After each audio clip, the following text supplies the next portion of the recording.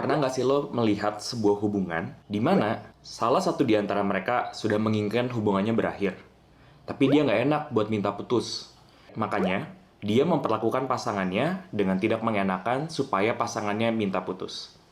Situasi kayak tersebut di tempat kerja dinamakan quiet firing, di mana diam-diam sebenarnya mungkin manajer atau perusahaan lo sedang memecat lo tanpa lo sadar.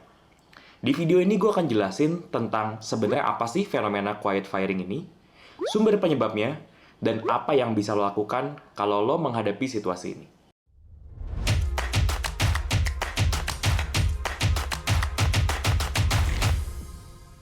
Bagian pertama, fenomena quiet firing. Sebelumnya, fenomena yang udah lebih banyak disebut adalah quiet quitting.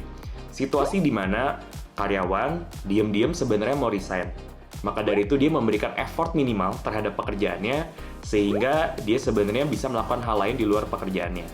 Detailnya bisa lo tonton di video ini. Nah, quiet firing itu adalah kurang lebih hal yang serupa tapi dari sisi perusahaannya.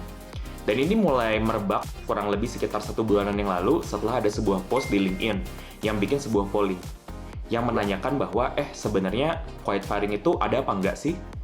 Ternyata 80% responden dari polling tersebut bilang, gue pernah loh ngelihat yang namanya quiet firing. Dan ternyata kalau kita menilik historinya, fenomena ini bukan hal yang asing.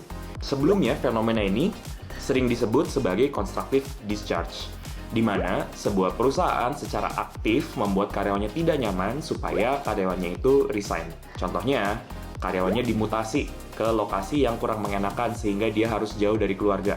Atau dia dipindahkan ke sebuah divisi yang dimana divisi itu bukanlah divisi yang menjadi prioritas bagi perusahaannya. Nah, apa nih tanda-tandanya kalau misalnya lo pengen tahu apakah sebenarnya lo lagi menghadapi quiet firing nggak sih?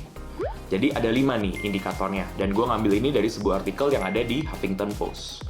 Yang pertama adalah manajer lo sering hilang kalau mau diajak ngobrolin hal-hal yang serius. Misalnya lo udah mau mulai ngomongin tentang promosi, atau kenaikan gaji, atau project yang lagi lo idam-idamkan, dia nggak berusaha untuk make time. Tapi kalau misalnya ngomongin project yang immediate, dia akan selalu available. Indikator yang kedua adalah lo udah bilang ke bos lo secara eksplisit ada sebuah kesempatan yang pengen banget lo kerjain, tapi ternyata bos lo malah ngasih kerjaan itu ke orang lain. Dan indikator ketiga adalah ketika dia melakukan hal tersebut, dia nggak bisa menjelaskan kenapa sih project itu dikasih ke orang lain instead of lo. Indikator yang keempat adalah, oke nih, bos lo mungkin mau diajak ngobrol dan open untuk ngomongin tentang potensi lo kenaikan gaji. Tapi setelah duduk bareng dan sama-sama melihat kira-kira apa nih plan yang bisa kita lakukan ke depannya supaya kita layak mendapatkan promosi, plannya tuh nggak realistis banget. Misalnya tiba-tiba kita disuruh doubling sales dalam waktu beberapa bulan, atau kita disuruh untuk mengurangi cost secara signifikan, padahal udah jelas mengurangi cost-nya lumayan sulit. Dan yang terakhir, indikatornya adalah tiba-tiba lo ditumpahin pekerjaan secara terus-menerus, tapi lo nggak diberikan kesempatan untuk menawar pekerjaan tersebut, atau lebih buruknya, setelah lo tawar, bos lo dengan gampangnya bilang kayak, oh ya udah kalau kamu nggak suka ya resign aja. Nah, jadi itu adalah indikator. Gue nggak bilang bahwa ketika lo menghadapi itu artinya bos lo lagi quietly mau fire lo, tapi mungkin itu bisa menjadi tanda-tanda bahwa mungkin lo sedang mengalami hal ini. Nah, sebelum kita go down dan ngejudge bahwa wah jahat banget nih, kenapa sih perusahaan nggak being transparent aja terhadap situasi ini, ada baiknya kita ngebahas tentang sumber penyebab dari quiet firing ini.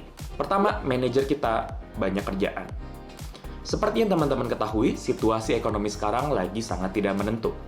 Tiba-tiba ada kompetitor baru, tiba-tiba tidak mendapat funding, atau udah IPO tapi ternyata valuasinya kepotong karena ternyata sentimen marketnya buruk. Sehingga otomatis manajer kita jadi ketumpahan banyak pekerjaan yang sebelumnya nggak dia rencanakan untuk kerjakan. Jadi otomatis ketika udah banyak kerjaan, untuk mengkomunikasikan hal seperti ini mungkin nggak lagi menjadi prioritasnya. Karena ada hal lain yang lebih urgent buat diselesaikan. Sumber penyebab yang kedua adalah mungkin manajer lu belum boleh bilang. Karena ini masih menjadi bahasan di top management tentang gimana nih caranya kita itu mengurangi jumlah headcount atau kita meningkatkan produktivitas dari perusahaan. Cuma karena topik ini sangat sensitif, manajer lo mungkin belum bisa bilang, dan akibatnya itu lebih ditunjukkan dari perilakunya yang mungkin tidak benar-benar memberitahukan ke lo bahwa dia itu memiliki niat untuk mengeluarkan lo dari organisasi. Dan yang ketiga adalah mungkin dia sebenarnya udah bisa bilang dan dia nggak sesibuk itu, tapi dia nggak enak. Karena sebagai seorang manajer, ketika lo harus menyampaikan hal seperti ini bukan hal yang mengenakan. Lo mungkin harus dealing sama orang-orang yang mengeluarkan emosi negatif, worst case tidak bisa menerima keadaan, dan even kayak melelahkan banget secara emosional. Belum lagi, cherry on top-nya adalah, kalau di Indonesia, ketika pemecatan dilakukan, perusahaan membayar pesangon. Kalau misalnya karyawan itu resign secara natural, perusahaan kan tidak perlu membayar pesangon. Sehingga semakin banyak alasan untuk membuat perusahaan melakukan quiet firing daripada mecat beneran. Apakah artinya gue pro quiet firing? Nggak sama sekali. Sejujurnya gue sangat nggak prefer ada situasi di mana kita diem-dieman. Karena mendingan kita omongin aja. Di sini yang gue ajak adalah teman-teman supaya memahami sudut pandang dari perusahaan. Gue nggak mengajak lo menerima, tapi lebih ke memahami tentang kenapa sih fenomena ini ada. Karena seringkali ketika ada hal-hal yang kurang mengenakan, kita dengan gampangnya bilang bahwa kan perusahaan bisa gini, kan manajer bisa gini, kan mereka itu orang pinter. Ketika kita melihat dari sudut seperti itu, kita cenderung kacamata kuda dan kita hanya melihat dari perspektif kita. Makanya gue pengen mengajak lo untuk melihat dari perspektif orang lain. Dan setelah kita paham perspektif dari orang lain, berikutnya adalah kita mendingan fokus terhadap apa nih yang bisa kita lakukan sebagai karyawan kalau kita terindikasi terkena quiet firing. Ada 3 tips yang bisa gue share. Yang pertama adalah coba lagi inisiasi conversation sama manajer lo. Lo bisa bilang bahwa, "Hai Pak atau Bu Manager, kayaknya udah lama nih kita nggak one-on-one. Dan di one-on-one ini saya pengen banget menyampaikan sebuah pembicaraan di mana ini bisa bikin kerjasama kita menjadi lebih bagus lagi ke depannya. Karena saya suka nih kerja di perusahaan ini, tapi ada beberapa hal yang kalau di-improve akan bikin saya bisa lebih betah lagi dan bisa perform dengan lebih baik. Kalau Bapak open, yuk kita obrolin hal ini." Nah, seringkali kita udah berasumsi duluan manajer kita itu sibuk sehingga kita bahkan tidak memulai hal simple seperti ini. Jadi kita coba aja obrolin terlebih dahulu. Nah, biasanya dari obrolan itu akan keluar nih action item, apa yang manajer kita akan lakukan. Nah, kalau manajer lo ternyata diam-diam mau meng-quiet fire lo atau mungkin terlalu sibuk, dia mungkin akan lupa melakukan hal tersebut. Ketika dia lupa, lo bisa mencoba untuk mengingatkan, dan kalau udah diingetin masih aja nggak dilakuin, lo bisa coba step yang kedua, yaitu melakukan eskalasi. Ada 2 pihak yang biasanya kita bisa lakukan eskalasi. Pertama, HR. Kita bisa bilang situasinya terhadap HR bahwa, oke, gue udah sempat ngobrol nih sama manajer gue, dan kita ada perjanjian bahwa kedepannya gue akan mendapatkan mentoring secara berkala.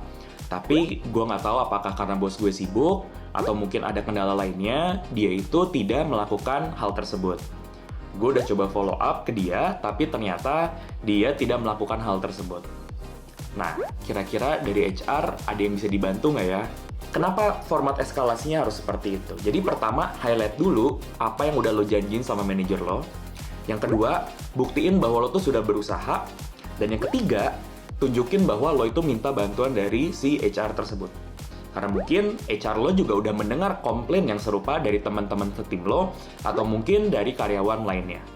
Dari situ kita tinggalin dulu deh ke HR, apakah HR juga bisa membantu. Kalau ternyata HR juga tidak bisa membantu dalam situasi ini, opsi eskalasi selanjutnya adalah manajernya dari manajer lo. Gue tahu awalnya bakal awkward banget, tapi kalau memang lo masih berniat untuk stay di perusahaan tersebut, ada baiknya lo ngobrolin ke atasan lo. Karena dia adalah orang yang memiliki power untuk membantu lo pada situasi saat ini. Ketika lo ketemu dia, usahain banget lo tidak menjelek-jelekan manajer lo. Datang dari sudut pandang empati dan coba minta tolong sama dia. Formatnya kurang lebih sama seperti ketika lo ngomong sama HR. "Pak Bos, saya Ikario, saya bawahannya dari Bapak ini. Nah, jadi beberapa bulan yang lalu kita udah ada perjanjian nih bahwa untuk meningkatkan kompetensi saya di bidang project management, saya akan dimentori secara reguler oleh Pak Bos saya. Nah, kita udah agree tuh kita akan melakukan mentoring tersebut sebanyak 2 kali dalam sebulan. Nah, tapi ternyata setiap kali kita mau mentoring, itu selalu di reschedule, dan ketika di reschedule dan saya mencoba untuk mendapatkan waktunya lagi, susah banget. Dan ketika saya coba chat untuk topik mentoring ini, beliau cenderung tidak responsif, tapi kalau ngomongin kerjaan lain, beliau cepet banget responnya. Nah, di sini saya pengen minta tolong Bapak sih, karena saya juga nggak tahu apakah mungkin atasan saya tuh lagi sibuk banget. Jadi saya pengen minta saran aja dari Bapak, kira-kira apa ya yang perlu saya lakukan. Mungkin banget dari situ atasan lo jadi sadar bahwa wah jangan-jangan dia ngalokasin kerjaan terlalu banyak. Atau mungkin dia pun juga lupa menjalankan tugasnya sebagai manajer lo, sehingga dia tidak mengingatkan seharusnya perannya seperti apa sih. Nah, kalau lo udah mencoba ini juga, tapi ternyata belum berhasil, saran gue yang ketiga adalah mulai cari peluang, baik di dalam maupun di luar perusahaan. Gue sangat menyarankan lo memulai dari dalam perusahaan tersebut, karena ketika lo menjadi internal kandidat, lo memiliki banyak banget keuntungan. Lo nggak perlu adjust lagi sama lingkungan kerjanya, dan lo memiliki pengetahuan organisasi yang nggak dimiliki sama kandidat eksternal. Jadi, kalau perusahaan lo, let's say, udah lebih dari 20 atau 50 orang aja, akan selalu ada opportunity internal yang bisa lo explore terlebih dahulu sebelum resign. Tapi kalau akhirnya, lo memutuskan buat resign, dan best of luck buat perjalanan lo selanjutnya. Itu dia, fenomena quiet firing. Selain quiet firing, masih ada challenge-challenge lain yang dihadapi di dunia kerja. Misalnya, lo bingung tentang gimana cara kerja sama stakeholder yang susah, atau lo sendiri lagi mengalami burnout. Cek video tersebut ya. See you next time.